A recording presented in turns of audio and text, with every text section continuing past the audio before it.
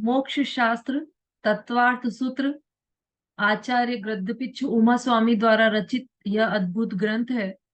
इसका अभी हमने मंगलाचरण किया। जिनके यहाँ दो या दो से अधिक व्यक्ति बैठे हैं कक्षा में, वहां से ये मंगलाचरण बोला जाएगा। अर्चना जी दोनों मिलकर वांचन करेंगे मंगलाचरण का। मोक्षमार्गस्य नेतारं वेतारं कर्मभूवितां ज्ञातारं विश्वतत्त्वानां वन्दे तद्गुरुं। हाँ, बहुत अच्छा।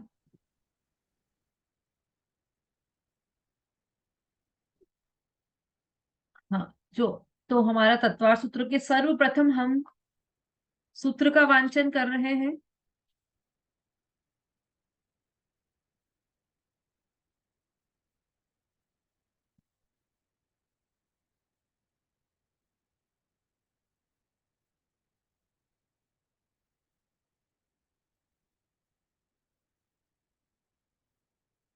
हाँ जी, वहां से कौन दोहराना चाहता है? हैंड रेस कीजिए, जो भी दोहराना चाहे।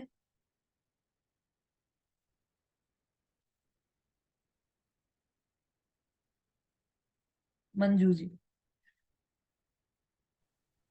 प्रथम सूत्र है सम्यक दर्शन ज्ञान चारित्राणि मोक्ष मार्ग। सम्यक दर्शन ज्ञान चारित्राणि मोक्ष मार्ग। तत्वार्थ श्रद्धानम सम्यक दर्शनम। तत्वार्थ श्रद्धानम सम्यक दर्शनम। तन्निसर्गा दधिगमाध्वा। तन्निसर्गादधिगमाद्वा। जीवा जीवाश्रव बंध संवर निर्जरा मोक्षास्तत्वम। जीवा जीवाश्रम बंध संवर निर्जरा मोक्षास्तत्वम। नाम स्थापना द्रव्य भाव तस्तन्यासः। नाम स्थापना द्रव्य भाव तस्तन्यास। प्रमाण नयेरधिगमः। प्रमाण नैयरधिगम। निर्देश स्वामित्व साधनाधिकरण स्थिति विधानतः। निर्देश स्वामित्व साधनाधिकरण स्थिति विधानतः। सत संख्या क्षेत्र स्पर्शन कालांतर भावाल्प बहुत्वेश्च। सत संख्या क्षेत्र स्पर्शन कालांतर भावाल्प बहुत्वश्च। मति श्रुतावधि मनः पर्यय केवलानि ज्ञानम। मति श्रुतावधि मन पर्याय केवलानि ज्ञानम। तत्प्रमाणे। तत्प्रमाणे। बस नहीं, बहुत अच्छा। 10-10 सूत्र का हम प्रतिदिन वांचन करेंगे तो उससे आपके उच्चारण की स्पष्टता भी आएगी और सूत्र भी हमारे ख्याल में आएंगे। हमने अभी इन सूत्रों में से 4 सूत्रों का अर्थ समझा है। सम्यक दर्शन ज्ञान चारित्राणि मोक्ष मार्ग। प्रथम अध्याय में देखो, इसका हम शॉर्ट में रिवाइज कर लेते हैं। प्रथम अध्याय में सर्वप्रथम निश्चय मोक्ष मार्ग की व्याख्या, इस हेडिंग के साथ प्रथम सूत्र प्रारंभ हुआ है। सम्यक दर्शन ज्ञान चारित्राणि मोक्ष मार्ग, अर्थात सम्यक सहित दर्शन ज्ञान और चारित्र, ये तीनों मिलकर मोक्ष का मार्ग है, अर्थात मोक्ष की प्राप्ति का उपाय है। अब इसमें हमने सम्यक शब्द का क्या अर्थ है, दर्शन शब्द का अर्थ क्या लिया गया है यहाँ पर, है ना, वो सब हमने समझा है। फिर सम्यक ज्ञान किन किन दोषों से रहित होता है, यह भी हमने समझा। और ये तीनों किन किन गुणों की पर्याय हैं, यह भी हमने समझा। चलिए किसी से पूछ लेते हैं, ये तीनों किन गुणों की पर्याय हैं? प्रमोद बालाजी।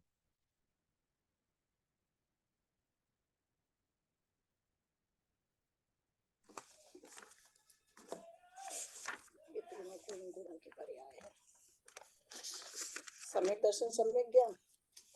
हाँ बोलिए। दीदी अब ये ना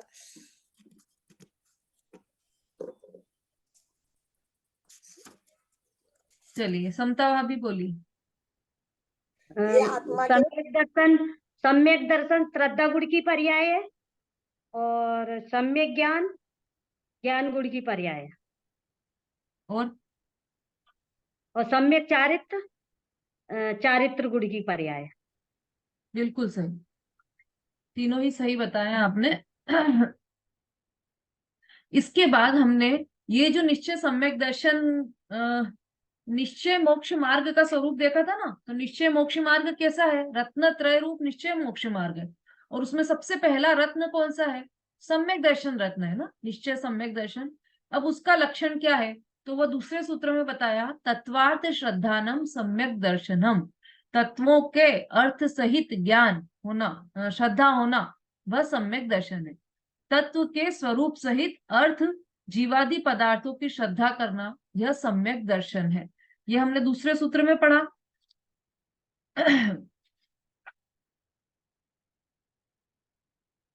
फिर उसके बाद तीसरे सूत्र में ये जो निश्चय सम्यक दर्शन जिसकी चर्चा हमारी चल रही है, शुरू में मोक्ष मार्ग में 3 रत्नों की बात कही। प्रथम रत्न की बात चल रही है, प्रथम रत्न का लक्षण बता दिया, प्रथम रत्न की उत्पत्ति के कारण बताए, उत्पत्ति की अपेक्षा से भेद बताए। तो 2 भेद बताए, कौन कौन से? निश्चय सम्यक दर्शन के उत्पत्ति की अपेक्षा से कितने भेद हैं और कौन कौन से? विमलेश जी। जयरिंग दीदी, 2 भेद हैं दीदी, निसर्गज और अधिगमज। क्यों है ये, मतलब किस प्रकार से है दोनों भेद? दीदी ये निसर्गज तो स्वभाव से ही उत्पन्न है, मतलब पहले से चलता हुआ आया है, चाहे तो पूर्व पर्याय के कारण कह रहे हो, है ना। और ये अधिगमज जो ज्ञान से सीखने से होता है वर्तमान की पर्याय में। सही बोला है क्या विमलेश जी ने? सुलेखा जी? हाँ मैम, थोड़ा सा गलत है। मतलब हाँ 2 भेद होते हैं, निसर्गज और अधिगमज। तो निसर्गज है वो तो स्वभाव में नेचुरल है, जो मतलब अपने मतलब पूर्व में जो आते हैं संस्कार उससे। और अधिगमज है जो जो मतलब पर उपदेश से ग्रहण करते हैं, जो नए नए ग्रहण करते हैं। तो अंतर क्या रहा? वही तो बात बोली उन्होंने। चलिए रेखा जी। दीदी दीदी निसर्गज और अधिगमज। निसर्गज यानी स्वयं उत्पन्न होता है, स्वाभाविक है, और अधिगमज यानी दूसरे के उपदेश से उत्पन्न होता है। हाँ थोड़ा ठीक किया है आपने। देखिए मैं बता देती हूँ, इसमें थोड़ा डिफरेंस क्या हो रहा है कि जो स्वाभाविक है, जो पहले से है, ये नहीं है निसर्गज। ये तो आप अग्रहित और अग्रहित मिथ्यात्व और ग्रहित मिथ्यात्व की बात करने लगे आप। ये मिथ्यात्व के संबंध में है कि वो अनादि से है। सम्यक तो अनादि से नहीं है, वो तो होगा तो उत्पन्न अभी ही, और स्वभाव में नहीं है वो अभी। अभी है क्या सम्यक? तो अपने को नहीं है ना, तो स्वभाव में नहीं है सम्यक। तो निसर्गज का अर्थ ये है कि स्वयं अपने आप से उत्पन्न होना। ये शब्द लगेगा उसमें, उत्पन्न होना। उत्पन्न तो होगा, है ऐसा नहीं है। फिर से एक बार, निसर्गज का अर्थ यहाँ पर बिल्कुल भी ऐसा मत लेना कि जो पहले से है, बिल्कुल भी ऐसा नहीं।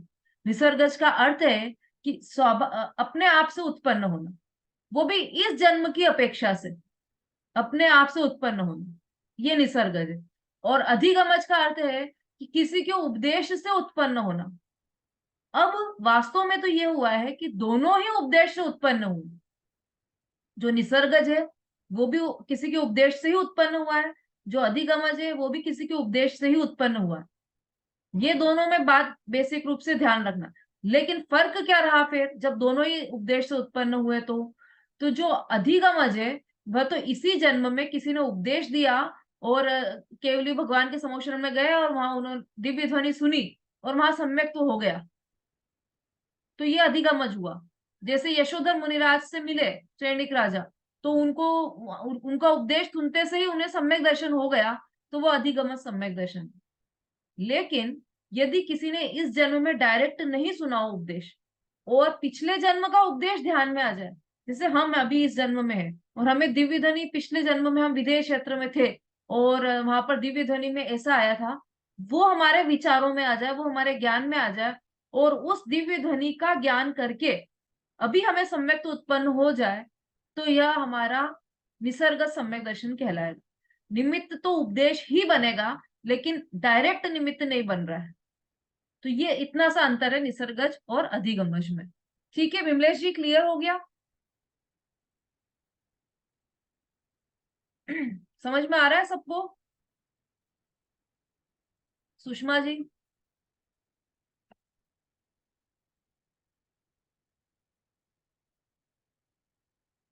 हाँ। पूजा जी, अनुज जी, कुछ समझ में नहीं आए तो प्रश्न पूछ सकते हैं। हाँ, कोई प्रश्न है क्या? दीदी अभी आपने बताया निसर्गज और अधिगमज, मतलब निसर्गज जो मतलब पहले अपन ने कभी देश ना सुनी हो तो फिर स्वयं अपने से ही आ जाता है, उसको ही तो हाँ बोलते हैं निसर्गज।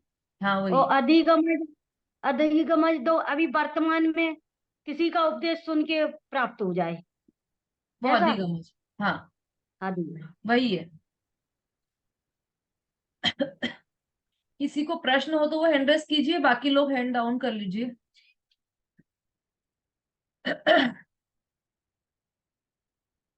हाँ जी, बोलिए सुलेखा जी।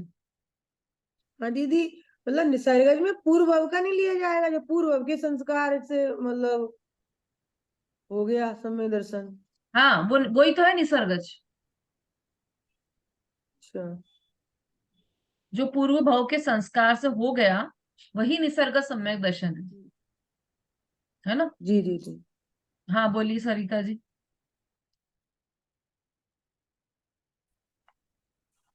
दीदी जो क्या बोलते भगवान हम भी जीव को से फिर से बोलिए, आवाज कट रही है आपकी। पर्याय में हुआ था ना, दो आवाज नहीं आ रही है उसी के क्लियर, पर्याय में आवाज जब नहीं आ सम्यक रही है, दर्शन आवाज कट रही है आपकी। था, फिर से बोलिए।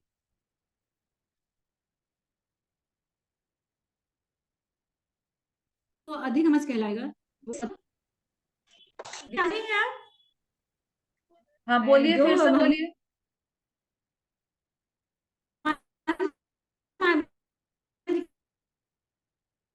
जीव को उसी के पर्याय में सम्यक आवाज बहुत कट रही है आपकी। देखिए मैं समझ गई आप इसी के बारे में बात करना चाह रहे हैं, निसर्गज और अधिगमज। इसको आप देखो, एक बात तो ये नियम है कि कोई भी जीव, देखो आप पेज नंबर 18 निकाल लीजिए जिनके पास ये ग्रंथ हो। कोई भी जीव अपने आप शास्त्र पढ़कर या अज्ञानी का उपदेश सुनकर सम्यक दर्शन को प्राप्त कर ले, ऐसा कभी भी नहीं हो सकता। देशनालब्धि के विषय में अभी देखो,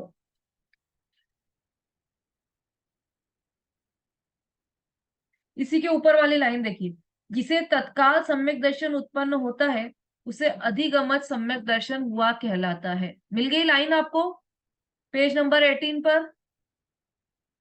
इसके नीचे वाली, और जिसे पूर्व के संस्कार से उत्पन्न होता है उसे निसर्ग सम्यक दर्शन हुआ कहलाता है। इतना सा अंतर है दोनों में। और देखो एक बात और, कि निसर्ग सम्यक दर्शन हो चाहे अधिगम सम्यक दर्शन हो, दोनों ही आत्मानुभूति पूर्वक होता है। दोनों में ही श्रद्धा, जो अनादि से मिथ्या श्रद्धा चल रही थी, वह अब सम्यक श्रद्धा हो जाती है। दोनों में ही कोई भी भेद नहीं है, परिणाम सेम होते हैं दोनों के, निसर्गज हो चाहे अधिगमज हो। वो तो उत्पत्ति की अपेक्षा से भेद का है कि उत्पन्न किस प्रकार से होता है। उत्पत्ति के बाद तो कोई भेद नहीं रहता, और उत्पत्ति में भी वास्तव में तो दोनों में उपदेश लागू पड़ा है। देशनालब्धि तो दोनों में ही लागू पड़ेगी, लेकिन किसी को डायरेक्ट उसी भाव में देशनालब्धि लागू पड़ गई और किसी को पिछले जन्म की देशनालब्धि लागू पड़ती है। इतना सा अंतर है दोनों में, वास्तव में ज्यादा अंतर है नहीं। चलिए अब अपन आगे वाले सूत्र पर चलते हैं, चौथे नंबर के सूत्र। अब ये इसमें ऐसा लिखा था ना, तत्वार्थ श्रद्धानम सम्यक दर्शनम। दूसरे नंबर का जो सूत्र था, तत्वार्थ श्रद्धानम सम्यक दर्शनम, तो उसमें 3 शब्दों का अलग अलग अर्थ बताया था। कौन बता सकता है?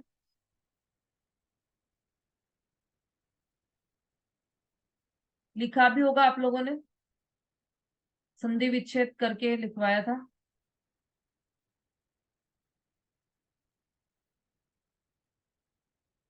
सुलेखा जी।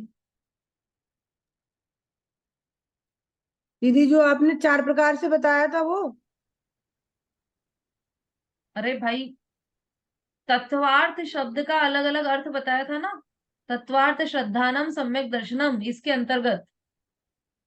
तत्व का तो जो जीव का भाव है वो तत्व है, हम्म। और जो अर्थ है वो बताया था, वो पदार्थ है।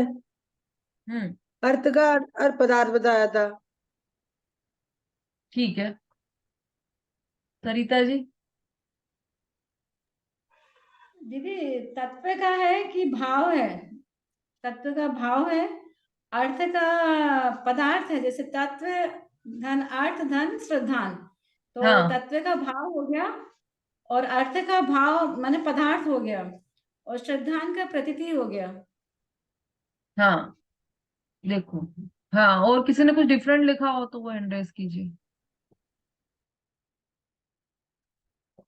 सबने सेम ही लिखा होगा मेरे ख्याल से।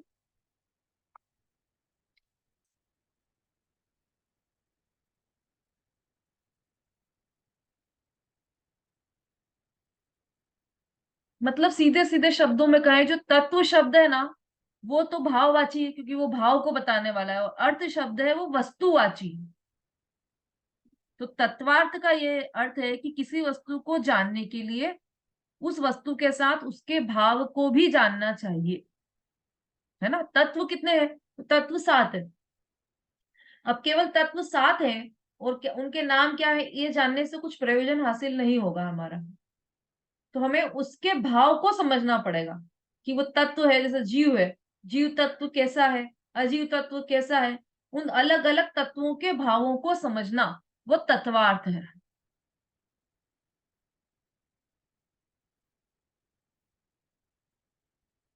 तो ये हमने दूसरे सूत्र में पढ़ा था। अब तत्वार्थ की बात हमने दूसरे सूत्र में पढ़ी। अब यहाँ पर चौथे सूत्र में तत्वों के नाम बता रहे, कौन से तत्वार्थ की बात की तो वो अब बता रहे हैं यहाँ पर। पेज नंबर 19 निकाल लीजिए, और जिनके पास जिनेन्द्र अर्चना है वो उसमें चौथे नंबर का सूत्र निकाल लीजिए।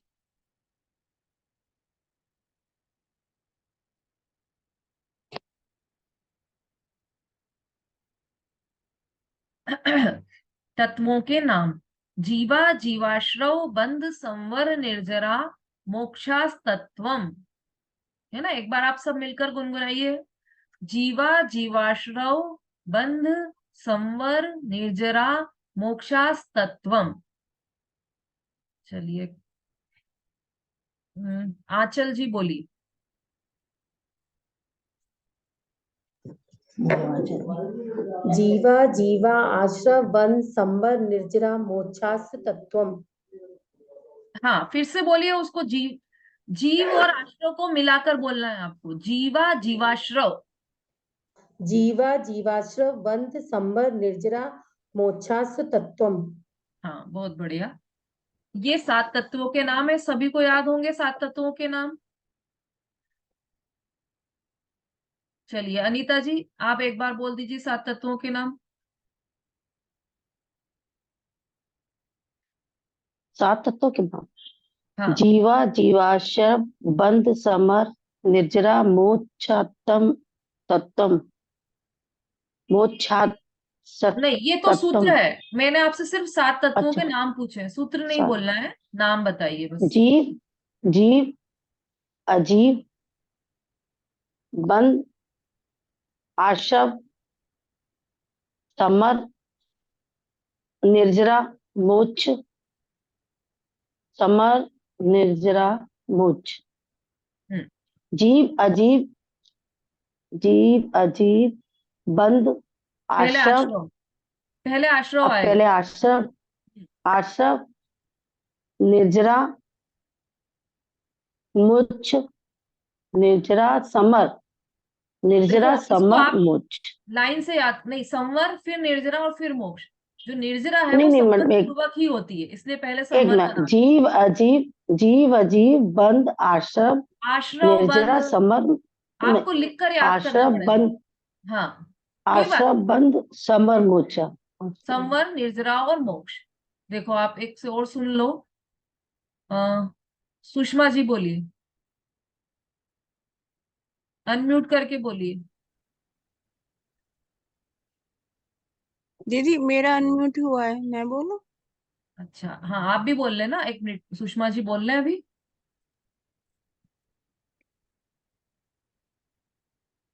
अनम्यूट नहीं हुआ सुषमा जी आपका, वीना जी बोलिए। जय जिनेन्द्र दीदी। हम्म, जीव अजीव, आश्रव बंद, संवर, निर्जरा, मोक्ष। हाँ ठीक, बोलिए सुषमा जी। दीदी जजमेंट हो गया क्या अब? हाँ जीव बोलिए आप तो। अजीब, हाँ जीव अजीव, आश्रव, बंध, संवर, निर्जरा, मोक्ष। बहुत बढ़िया, बिल्कुल सही। सबको याद हो गए होंगे ये। चलिए मैं एक नए व्यक्ति से, किसी से पूछ लेती हूँ। पूजा जैन, पूजा जी कहाँ है?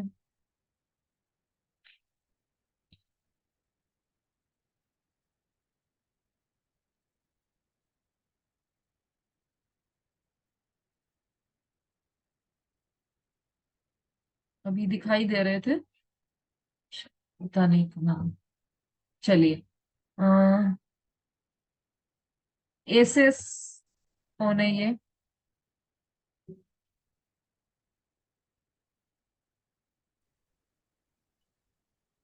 हाँ जी बोलिए।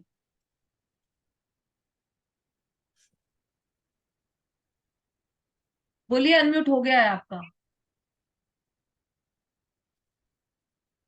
नमिता जी बोलिए।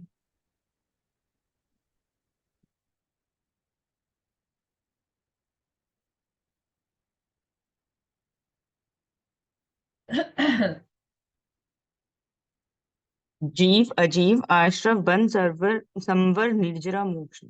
हाँ जी, बिल्कुल सही। अनुज जी भाई साहब बोलिए। हाँ जय हिंद दीदी। हाँ जी, जीव अजीब, आश्रव बंध, संबर, निद्रा, मोक्ष। हाँ बहुत बढ़िया। अब जो ये तत्व सबने बताए हैं ना, इन्हीं की चर्चा चलने वाली है। क्या है ये तत्व और कैसे है ये तत्व? हाँ ठीक है, बहुत सारे हैंड रेज हो रहे हैं तो अधिकतर सभी को याद होगा। जिनको याद नहीं हो गए वो अभी सबको याद हो जाएंगे। अब इसमें 7 तत्वों की श्रद्धा। तो दूसरे सूत्र में तत्वार्थ श्रद्धानम सम्यक दर्शन, मतलब तत्वों का श्रद्धान ही सम्यक दर्शन है। तो अब स्वाभाविक रूप से ये प्रश्न उठा कि तत्व कितने होते हैं, तत्वार्थ कितने प्रकार के होते हैं और कौन कौन से हैं। उस प्रश्न का समाधान करने के लिए आचार्य ने यहाँ पर ये चौथे नंबर का सूत्र लिखा है। जीवा जीवाश्रो बंध संवर निर्जरा मोक्षास्तत्वम। जीव अजीव आश्रो बंध संवर निर्जरा और मोक्ष, यह 7 तत्व है।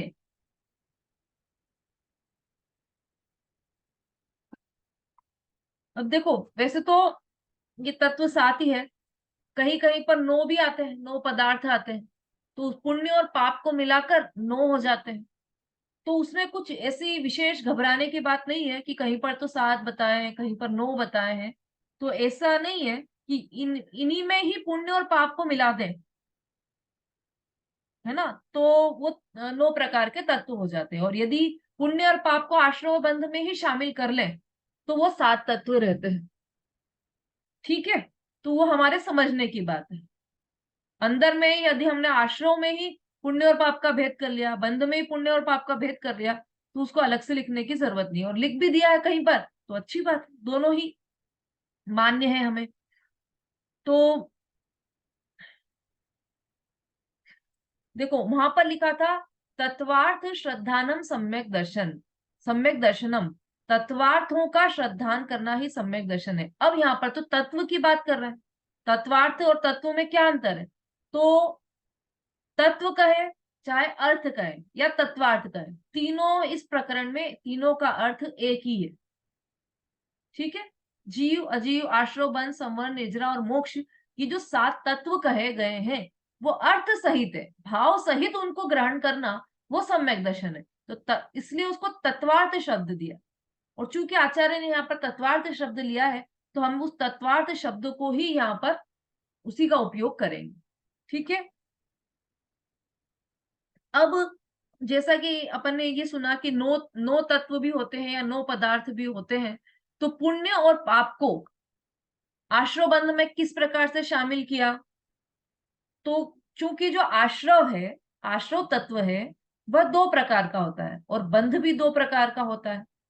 कौन सा? जैसे आश्रव है तो पुण्य आश्रव भी होगा और पापाश्रव भी होगा। बंध है तो पुण्य बंध भी होगा और पाप बंध भी होगा। तो ये दोनों तत्व पाप और पुण्य आश्रव और बंध में शामिल हो गए। इसको हम इस प्रकार भी समझ सकते हैं कि जैसे आश्रव तो पुण्य आश्रव पापाश्रव, बंध पुण्य बंध और पाप बंध, और दोनों को मिला दे। मतलब आप जैसे डायग्राम भी बनाना चाहें तो ऐसा कर सकते हैं कि ऊपर लिखे आश्रव, उसके 2 भेद किए, ऊपर लिखे बंध और उसके 2 भेद करें। भेद कौन से करना है वो तो आप समझ ही गए हो, है ना वीना जी? आश्रव की कौन है भाई? डायग्राम कौन बनाता आपने सबसे अच्छे? हाँ, अनीता जी ने पहले बहुत अच्छे डायग्राम बनाए थे। अनीता जी समझ गए आप डायग्राम कैसे बनाना है? आप ग्रुप पर भी डाल दीजिएगा। और नोट्स कौन बना रहा है? मैंने रेखा जी तो बनाते ही हैं। और नोट्स कौन डायग्राम बना रहा है जो ग्रुप में डालेंगे? हाँ हाँ अनीता जी। मैंने मैंने अभी नहीं बनाया, मैंने पहली बार मैंने अब क्लास ज्वाइन किया नहीं, है। अभी आज ही बता रहे हैं, पहले नहीं बताया डायग्राम, आज ही बता रहे हैं उसको। कि जैसे सबसे पहले ऊपर लिखिए आश्रव, उसके आशा 2 भेद निकालिए। आश्रव के 2 भेद सभी बनाइए। अनीता जी ने थोड़ी ठेका लिया है, वो तो ग्रुप में डाल देंगी, लेकिन आप बनाना अभी तो सभी को ही। कॉपी पेन सबके पास है ना, तो सब बनाइए। आश्रव लिखिए ऊपर, उसके 2 भेद। मतलब आप ऊपर लिखिए आश्रव और बंध 2 लिखिए। अब आश्रव के 2 भेद कीजिए और बंध के भी 2 भेद कीजिए, ऐसे लाइन बनाकर या फिर ऐसे लाइन बनाकर।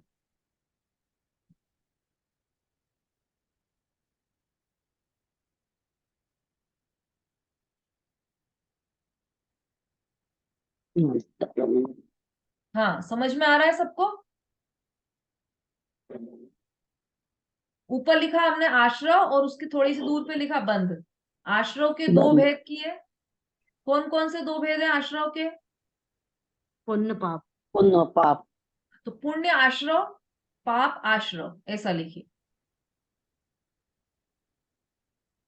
पुण्याश्रव पापाश्रव।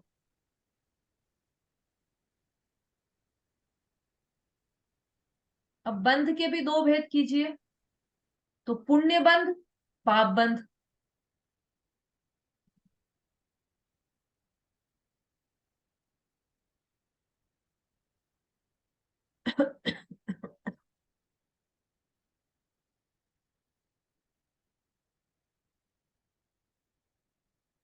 हाँ, जिसको समझ में नहीं आ रहा हो वो पूछ सकते हैं। इस कक्षा में पूरी खुली छूट है पूछने की। जो लोगों ने नया ज्वाइन किया है तत्वार सूत्र से, उनकी जानकारी में भी ये आ जाना चाहिए कि इस पाठशाला में आपको कुछ भी प्रश्न पूछने की खुली छूट है, खुली अनुमति है। हो गया पाप बंध, पुण्य बंध, पुण्य बंध और पाप बंध, ऐसा हो गया ना। अब वो जो पुण्याश्रव और पुण्य बंध है, उन दोनों को मिलाकर नीचे लिखिए पुण्य।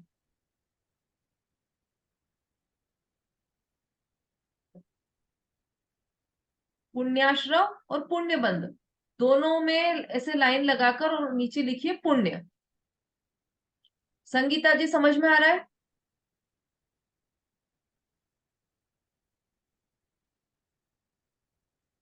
और ऐसे ही पापाश्रव और पाप बंध, इन दोनों को मिलाकर नीचे लिख दीजिए पाप।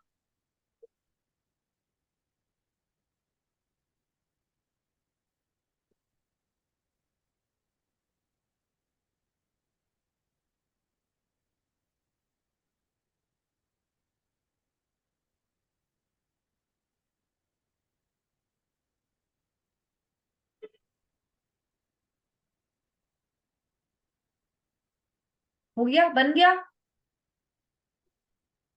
हाथ से इशारा कर सकते हो आप, बन गया हो तो। हाँ, ठीक है। तो ये हमने देखा कि जो आश्रव है वो भी दो प्रकार का हो गया, और जो बंध है वह भी दो प्रकार का है। या ये कहें कि पुण्य है वह भी दो प्रकार का, और पाप है वह भी दो प्रकार, दोनों एक ही बात है। ठीक। अब हम ये यहाँ पर जो सात तत्व कहे हैं, इनको आप तत्व भी, ये तत्व भी है, अर्थ भी है, और तत्वार्थ भी है। इन्हीं को ही तत्व भी कह सकते हैं, अर्थ भी कह सकते हैं, तत्वार्थ भी कह सकते हैं। अब इसका सामान्य स्वरूप हमने शायद समझ लिया था उस दिन। तो ये जो सातों तत्व हैं, इन तत्वों में जो पहले के दो तत्व हैं, देखो मैं बीच बीच में पूछती जाऊंगी ताकि आप लोगों को उपयोग भी लगा रहे। जो पहले के दो तत्व हैं उनका नाम क्या है? जीव अजीव। हाँ, बिल्कुल ठीक है, जीव और अजीव, ये दो तत्व हैं। तो ये जो दो तत्व हैं, जीव और अजीव, ये दोनों द्रव्य रूप हैं। जो दो तत्व हैं, जीव और अजीव, वो दोनों द्रव्य रूप हैं। अब इन दो के अतिरिक्त बाकी के कौन से हैं? अंजू जी।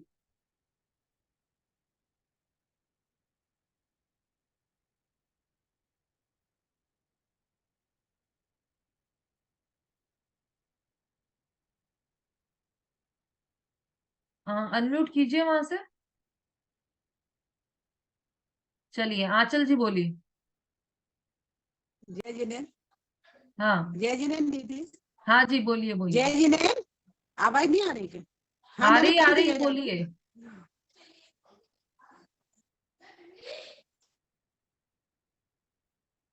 चलिए, आंचल जी बोलिए। आश्रव, बंध, संबर, निर्जरा, मोक्ष। कितने हुए ये? 5। ये 5, बिल्कुल सही। ये 5 पर्याय रूप है। ये 5 तत्व पर्याय रूप है। जो प्रथम दो थे वो द्रव्य रूप थे, और जो बाद के 5 है वो पर्याय रूप है। ऐसा क्यों? क्योंकि जीव और अजीव ये दोनों द्रव्य है ना। अपन ने 6 द्रव्य के भी नाम याद किए थे, तो उसमें जीव और अजीव ये दोनों द्रव्य में आए थे। तो ये वास्तव में दोनों ही द्रव्य हैं। और आश्रव, बंध, संवर, निर्जरा और मोक्ष, ये जीव और अजीव के मिलकर पर्याय हैं, है ना। ये द्रव्य नहीं है। आश्रव नाम का कोई भी द्रव्य नहीं है, बंध नाम का कोई भी द्रव्य नहीं है। ये पांचों पर्याय है, और ये तत्व पर्याय रूप है। ठीक है। अब इन सब का हमने अलग अलग स्वरूप समझ लिया था। ज्ञान दर्शन स्वभावी जीव, आत्मा को ही जीव कहते हैं। ज्ञान दर्शन स्वभावी आत्मा को ही जीव तत्व कहते हैं, या जीव तत्वार्थ कहते हैं। ठीक, ये इतनी सिंपल परिभाषा है जीव की। उसके बाद अजीव, ज्ञान दर्शन स्वभाव से रहित, अजीव तत्व या अजीव तत्वार्थ है। कितनी सरल सरल परिभाषा दोनों। ज्ञान दर्शन स्वभावी आत्मा को जीव तत्व कहते हैं, और ज्ञान दर्शन स्वभाव से रहित वो अजीव तत्व या अजीव तत्वार्थ है। अजीव तत्व है लिख सकते हैं आप सरल करने के लिए, अजीव तत्व। ठीक है, ये तो हो गई दोनों द्रव्यों की या तत्वों की बात। अब इसके बाद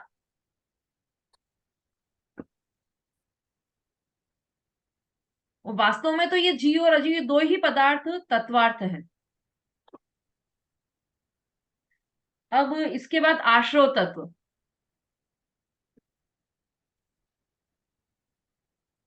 अब इसके बाद जितने भी तत्व है, पांचों तत्व, वो उन सबको दो भागों में बांटा जा सकता है, द्रव्य और भाव। ठीक है। जैसे आश्रव तत्व है तो उसको दो भागों में बांटा जाएगा। किस तरह से? द्रव्याश्रव, भावाश्रव। फिर उसके बाद बंध तत्व को दो भागों में बांटा जाएगा, द्रव्य बंध और भाव बंध। और किस किस को ऐसे बांटा जा सकता है?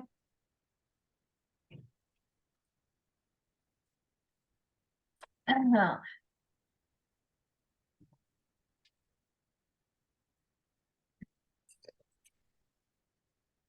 हाँ, आरती जी नहीं दिखाई दे रही है आज, कहाँ है भाई? हाँ, आरती जी बोलिए। और किस किस को दो भागों में बांटा जा सकता है? ये आश्रव, बंध और संबर, निर्जरा, मोक्ष, ये पांचों तत्वों को द्रव्य और भाव में बांटा जा सकता है। कैसे? जैसे द्रव्य आश्रव, भाव आश्रव, द्रव्य बंध, भाव बंध, द्रव्य संबर, भाव संबर, निर्जरा का भी द्रव्य निर्जरा, भाव निर्जरा, और मोक्ष का भी द्रव्य मोक्ष, भाव मोक्ष। हाँ, बिल्कुल ठीक। आपको केवल आगे, आपका उपयोग यहाँ नहीं था, मतलब केवल आगे के बताने थे आपको, लेकिन चलिए आपने पूरे बता दिए। चलिए अब देखो, ये जो आश्रव है सबसे पहले, इनका हमने दो दो भागों में है ना, तो अब दो दो भागों में ही इसकी अपन परिभाषा समझते हुए जाएंगे और लिखते हुए जाएंगे। तो सबसे पहले आया है आश्रव, जीव अजीव, उसके बाद पहला आया है आश्रव। आश्रव में सबसे पहले द्रव्य आश्रव और फिर भाव आश्रव। तो द्रव्य आश्रव की परिभाषा लिखिए आप।